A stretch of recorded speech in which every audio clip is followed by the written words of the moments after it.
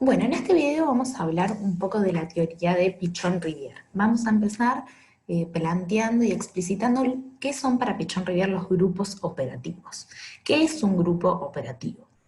Como ya charlamos antes, un grupo podría ser definido como un conjunto de personas en un espacio y en un tiempo determinado que tienen una tarea o un objetivo común, que interactúan entre sí y que en esa interacción se da un interjuego de roles. Lo que va a plantear Pichon-Rivière es que existen distintos tipos de grupos, ¿no? Y él va a plantear que el grupo centrado en la tarea puede pensarse como un grupo operativo. De alguna manera, los grupos operativos son, para Pichon-Rivière, un dispositivo o una técnica de trabajo. ¿Sí?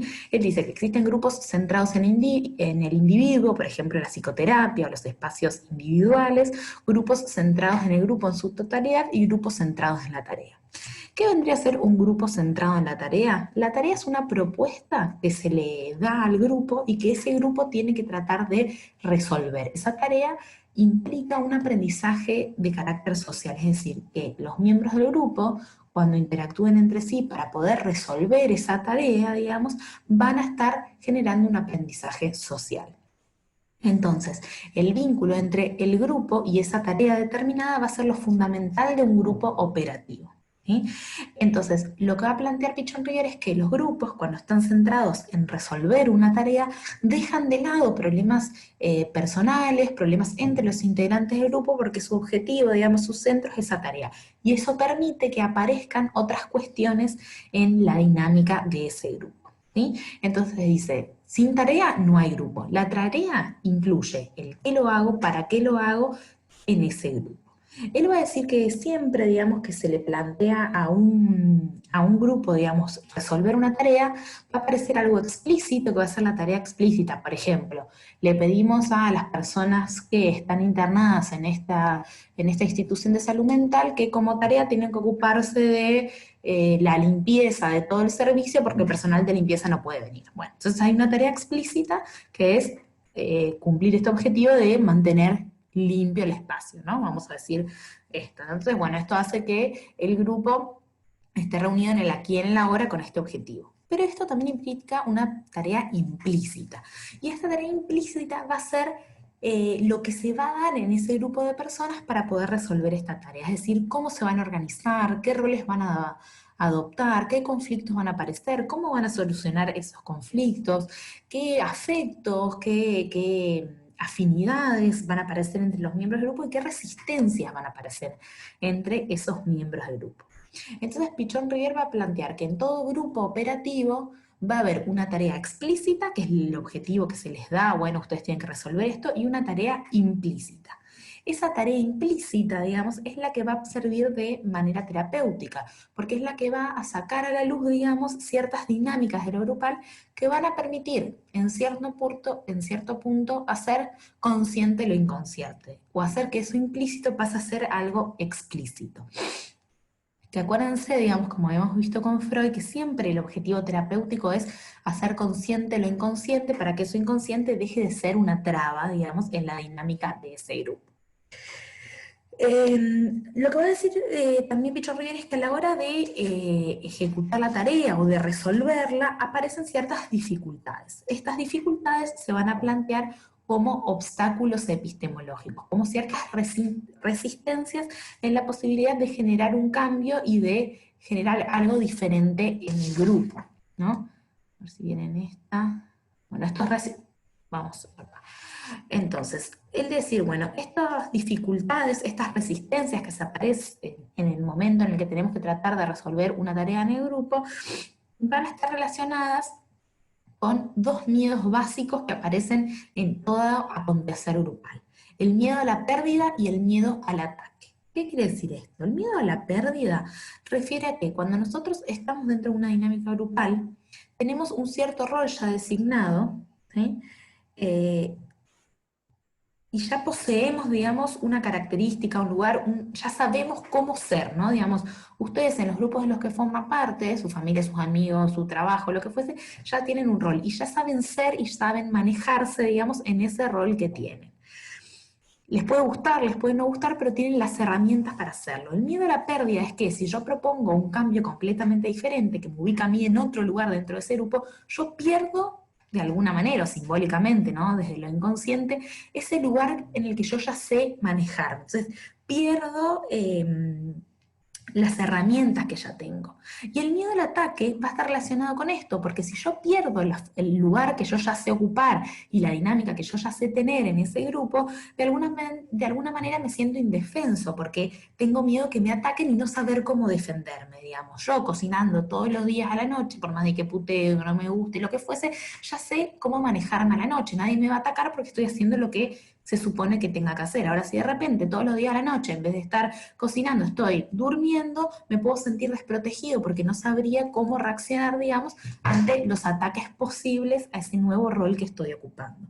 Entonces, el miedo a la pérdida es pérdida al lugar que sé ocupar. Y el miedo al ataque es a no contar con las herramientas para defenderme en ese nuevo rol o en ese nuevo lugar o en esa nueva forma que voy a adquirir. Estos dos miedos, digamos, generan una cierta resistencia, donde en general las personas y los grupos prefieren quedarse donde están y haciendo lo que ya saben hacer, porque aunque eso no me guste, de esa manera ya estoy seguro, digamos. Esa seguridad de ya saber cómo manejarme, digamos, con las herramientas que tengo hasta el momento, con lo que sé hacer hasta el momento, muchas veces genera que se perpetúen situaciones que son desfavorables para las personas y para los grupos. En el caso, por ejemplo, psicoterapéutico, que son los ejemplos que usa Pichon Rivière, dice que, bueno, a la persona, por ejemplo, ser el esquizofrénico le es un padecimiento, pero a la vez sabe cómo manejarse en la sociedad siendo el esquizofrénico.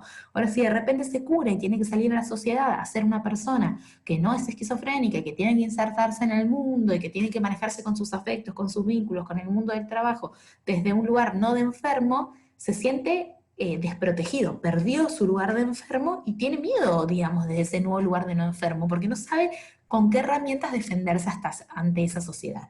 Y eso muchas veces hace que las personas prefieran permanecer enfermas, porque en ese rol, digamos, sí saben cómo manejarse.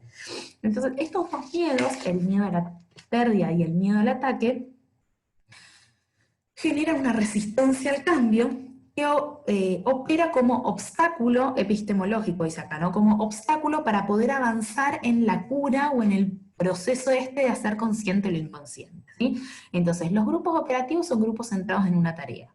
En tanto tienen que resolver esa tarea, se dan interacción entre los miembros, aparece la tarea implícita, que es este cambio que se tiene que generar para resolver esa tarea. Para poder generar ese cambio aparece resistencia, aparecen miedos y aparece entonces un obstáculo para poder avanzar. ¿Sí? Entonces dice, el obstáculo epistemológico implica dificultad en la adquisición de un conocimiento, ¿sí? Nos situamos en estereotipos, hacer las cosas conocidas, que no cambien, nos estancamos, digamos, ¿sí? Entonces dice, bueno, ahí nos encontramos, cuando aparece este obstáculo epistemológico, con situaciones dilemáticas, va a decir, bueno, donde cada cosa que tenemos que resolver se convierte en un dilema. ¿Es esto o es esto? Y lo que dice es que la tarea del coordinador de un grupo operativo es justamente tratar que una tarea deje de ser dilemática para que pueda ser dialéctica. La dialéctica implica un proceso de ida y vuelta y de mutua transformación. Entonces dice, cuando nosotros estamos estancados en un obstáculo epistemológico, apuntamos a poder generar situaciones de diálogo y de mutua transformación entre los distintos miembros del grupo, corriéndonos de las situaciones fijas, de los estereotipos, interpretando esas situaciones y esos dilemas que se generan para poder corrernos de la opción sí, no y generar grises, digamos, ¿no? Que no sea blanco y negro, o sea, corrernos de ese obstáculo.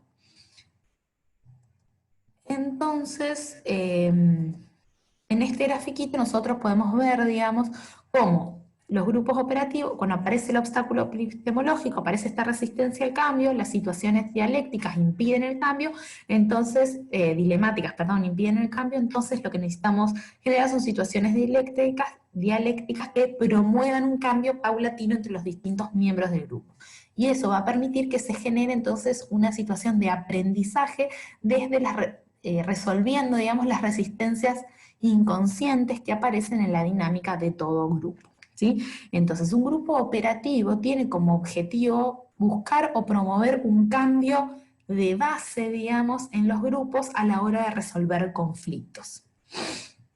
Bien, eso es como la base del grupo operativo. O sea, para Pichon Riviere un grupo operativo es un espacio, una técnica que permite el aprendizaje de los mecanismos inconscientes. Permite ser consciente e inconsciente, permite resolver ciertos obstáculos y permite un proceso de aprendizaje. Bien, ¿qué otros conceptos centrales o fundamentales aparecen en este autor Pichon Riviere? Como yo les había comentado en el video anterior cuando hablábamos de qué es un grupo, para Pichon Riviere lo central en un grupo son los roles que se dan cuando se produce la interacción entre los miembros del grupo. Él va a tener dos conceptos básicos, uno va a ser el del vínculo y otro va a ser el del rol. Vínculo va a tener que ver con la estructura, digamos, compleja que se genera entre los sujetos, el objeto, digamos, sobre el que están trabajando y la representación que ambos tienen sobre eso. Pero nosotros vamos a centrar en el concepto de rol. El rol va a ser una conducta, un modo organizado que va a implicar la situación de un individuo frente a otro dentro de un grupo. O sea, el rol va a posicionar o va a colocar al sujeto respecto de los otros sujetos dentro de la interacción. Cuando hay una interacción entre distintos miembros, cada uno tiene un rol. Y ese rol te ubica, si quisiéramos hacer un mapa del grupo, en distintos lugares, ¿sí? Entonces, Pichon va a plantear que existen roles formales o prescriptos y roles informales.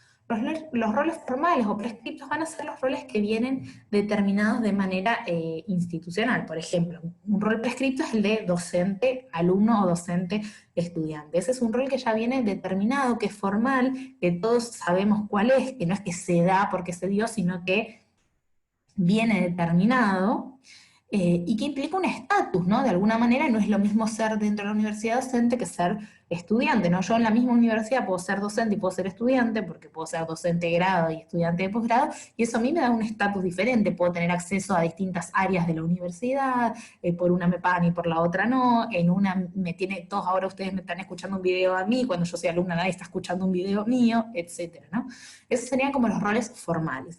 Pero después, y lo más importante para Pichon, son los roles informales, que son dentro de la dinámica de cualquier grupo, puede ser un grupo de amigos, puede ser una familia, puede ser un grupo de estudio, se van dando distintos roles que nadie designa formalmente, sino que se van dando como producto de esa interacción grupal.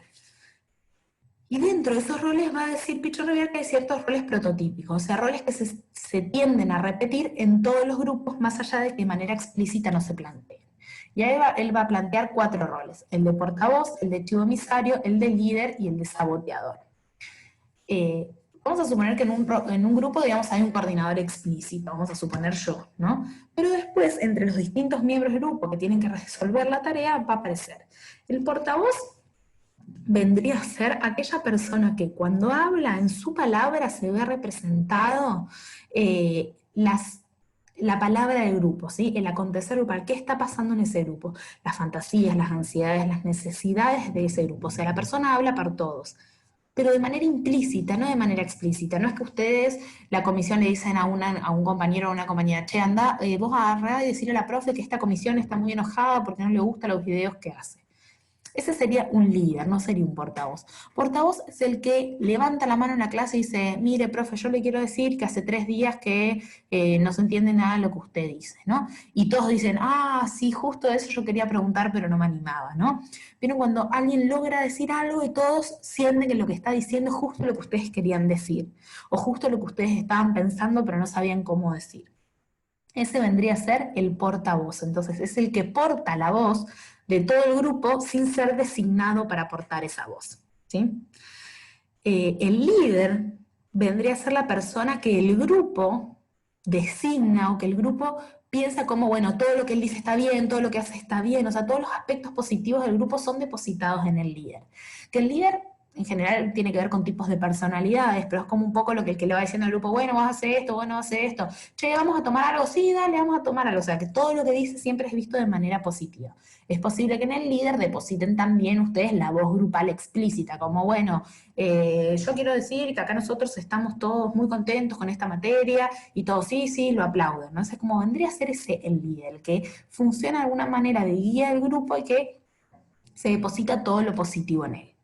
Pero también es necesario en un grupo el rol del chivo emisario, que es lo opuesto, es aquel en el que depositamos todo lo negativo, todos los temores del grupo, aparecen frente a esa persona. Entonces, así como uno actúa de guía y todo lo que dice nos parece bien, va a haber otro que todo lo que diga nos parece mal, que la culpa de todas las cosas malas que nos pasen en el grupo se la vamos a echar de alguna manera a esta persona que viene como a cumplir un rol. Siempre, y si lo piensan en la secundaria, hay un chivo emisario. Siempre hay uno al que lo cargamos, al que le echamos, la profe nos puso mala nota por tu culpa, etcétera, etcétera. Y no necesariamente es realmente, digamos, no necesariamente es algo objetivo, sino que es así como necesitamos poner todo lo bueno en alguien, también necesitamos poner todo lo malo en alguien. Entonces, cada vez que esa persona habla o aparece o hace algo, es mirado de manera negativa. Y por otro lado aparece el rol del saboteador, que, retomando la idea de grupo operativo, es el que presenta la resistencia al cambio, representa la resistencia al cambio. Cuando el grupo se está organizando para poder resolver una tarea de una manera diferente a la repetición y a lo que viene haciendo siempre y propone un cambio, el saboteador vendría a ser el que siempre dice no, no. Para mí hay que seguir haciendo lo mismo que veníamos haciendo, ¿no? Es como el que representa esa resistencia al cambio del grupo. Este rol de saboteador, digamos, que es el que presenta las dificultades para modificar el grupo, en general es lo que hace que los grupos se escindan. Entonces nosotros tenemos, no sé, la izquierda, estaban todos unidos y ahora hay como 8 fragmentaciones de la izquierda. Bueno, porque siempre hay, digamos, resistencias al cambio, ¿no? Entonces si teníamos una sola agrupación estudiantil en la facultad cuando iniciamos, ahora tenemos como 20, porque fueron apareciendo, digamos, resistencias al cambio, o sea, grupos que planteaban cosas diferentes y grupos que decían, no, tenemos que seguir haciendo lo mismo que veníamos haciendo, y aparecen entonces las rupturas. Estos roles, digamos, prototípicos se dan en toda formación grupal, o sea, siempre que hay un grupo que cumple las características de grupo, siguiendo los lineamientos que vimos de Ana María Fernández y los que planteamos de Pichon, siempre se van a dar estos roles. Y estos roles se dan de manera implícita e inconsciente, no son voluntarios y no son designados por el rol formal o por el coordinador. Bien, entonces esos son como los conceptos centrales que nos plantea Pichon-Rivière. De Pichon-Rivière tomamos el concepto de roles, o sea, cuáles son los roles que se dan en un grupo y que estos roles son fundamentales para que podamos hablar de grupo, y el concepto de grupo operativo como ese dispositivo que sirve para el aprendizaje, donde aparecen aspectos explícitos y aspectos implícitos, y donde se busca justamente hacer explícito lo implícito.